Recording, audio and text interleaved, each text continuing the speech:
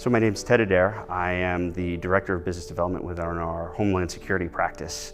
I am United States Army. I was a field artillery officer and I spent 5.5 years active duty with the 1st Cavalry Division.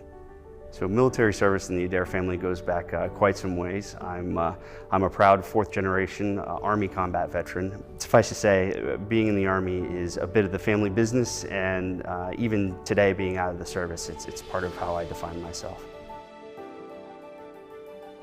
The most vivid story that I can remember and taught me patience and observing a situation and following through was when I was embedded as an Iraqi National Guard advisor. So I was responsible for 250 Iraqis, 7 Americans embedded for largely 10 months of my 14-month deployment in downtown Baghdad.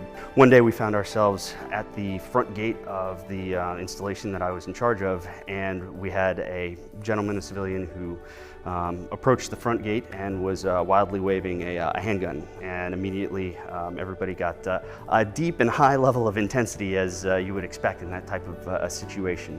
You fast forward, we come to find out that this was actually just a gentleman who in fact had just found a pistol laying on the middle of the ground in the street and went to the first authority figure he could find to try to turn it in.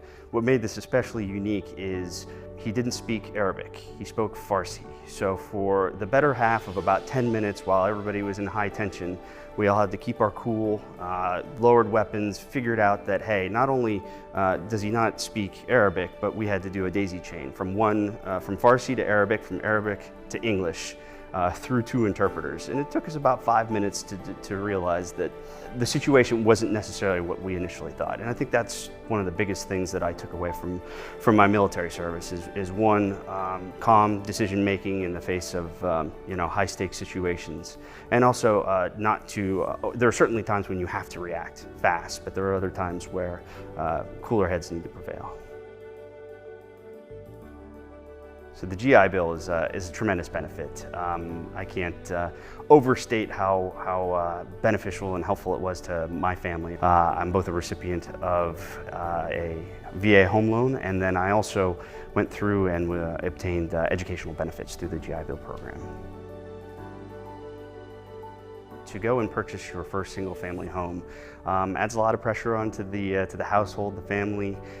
It's exciting and also daunting. The ability to be able to benefit from the VA home loan in terms of coming to closure with 0 down payment, no mortgage insurance. I mean, these are all aspects of buying your first home that just takes a level of pressure off. The educational benefits that come along with the GI Bill, again, can't overstate how helpful that was to me in my career. Coming out of the military, I was a field artillery officer, and I had an English degree from Villanova University. So trying to take that and then jump into a high-tech industry is a bit of a challenge. So the GI Bill benefit allowed me to go at night while I was working full-time in a management consulting role to obtain a master's in applied information technology.